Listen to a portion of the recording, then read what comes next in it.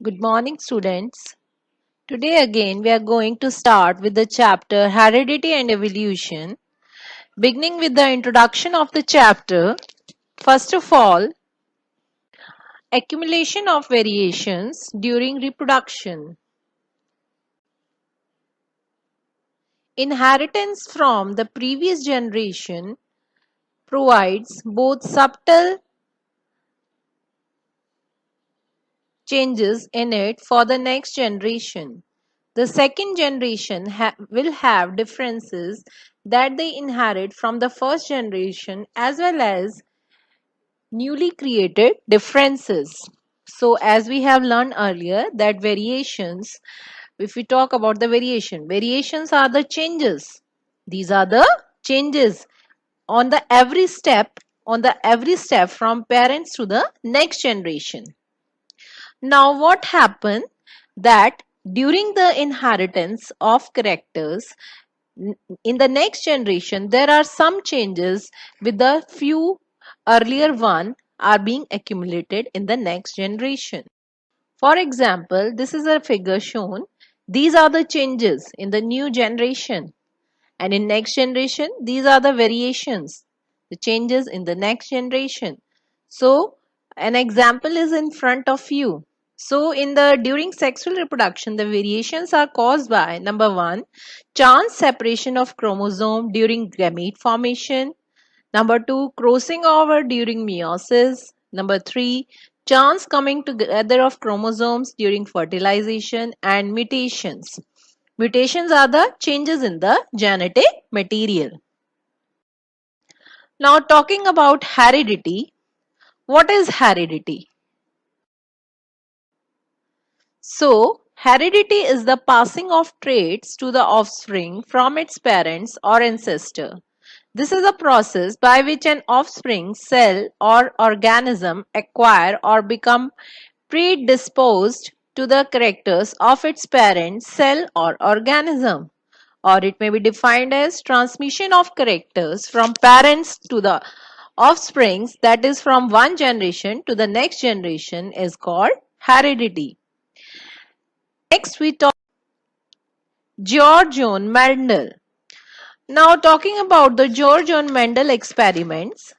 First of all, who was George John Mendel? We will talk about him.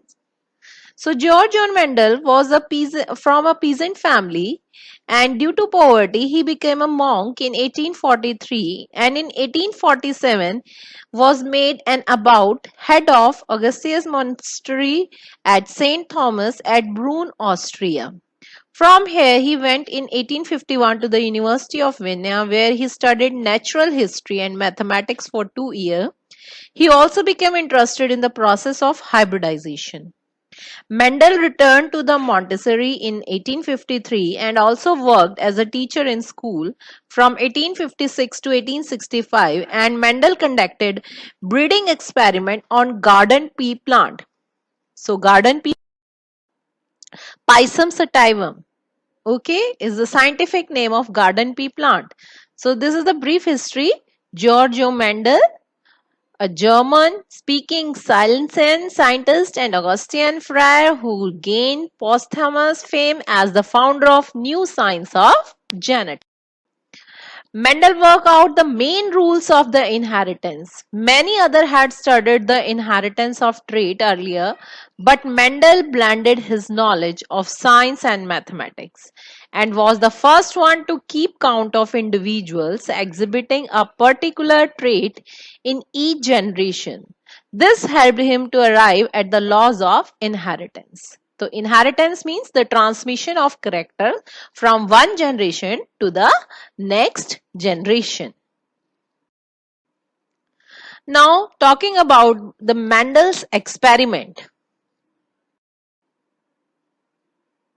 Mendel used a number of contrasting visible characters of garden pea.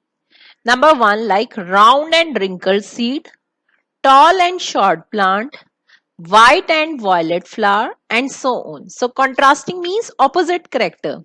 See, we should know few terms. What are the contrasting visible character, contrasting means बिल्कुल opposite.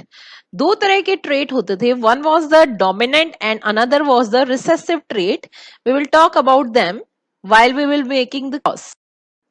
So Mendel used pea plant for his experiment, which are usually self-pollinating even when they are alone. Self-pollinating, we understand the anther of the same flower stick on the stigma of the same flower. He selected pea plants so that he could control and change their self-pollination to cross-pollination. He called them as pea generation. Now, first of all, Mendel's first experiment. He started with pure breed plant from monohybrid inheritance. He saw that even generation after generation produced plant look identical to the parent plant. Okay. At first, Mendel cross-pollinated tall and short pea plant or pure breed. So further, this is the tall pea plant and this is the short pea plant. Now, there are two type of trait I was telling you. One is the dominant trait. Dominant is always, see, chromosomes are paired always. So, we write the character twice. We write the character twice. Means tall, we have to write 2 times because the chromosomes are paired. Similarly, dwarf, here character is written twice. Means this is a short plant, pea plant. Okay. So the dominant trait is the one which express its character both in homogametic and heterogametic condition. Homogametic means both the character they are same, means in tall capital T is also tall, and if when capital T is present with small t then it is also tall. Okay so हमेशा dominant character अकेला हो चाहे दो इकट्ठे हो, अपना nature it expresses, whereas the recessive trait it expresses only in homogametic condition. Homogametic means when both the chromosome have same set of characters, means small t will express only the recessive trait. Okay. Now here, this is the tall pea plant, this is the short pea plant, and the first generation, we call it as F1 generation. So in first generation, what we found, all the plants, pea plants were tall in nature. So in result, all the offspring were tall and he named them as F1 generation. Now, when the plants of F1 generation were fully grown and he allowed them to self-pollinate, then what happened? He found that selfing the plants of F1 generation, this is the tall pea plant, this is the tall pea plant. In F2 generation, again we got the ratio, that is 3:1, means 3 plants were tall and 1 plant was short. So result was that the plants in the F2 generation were a mix of tall and short plants.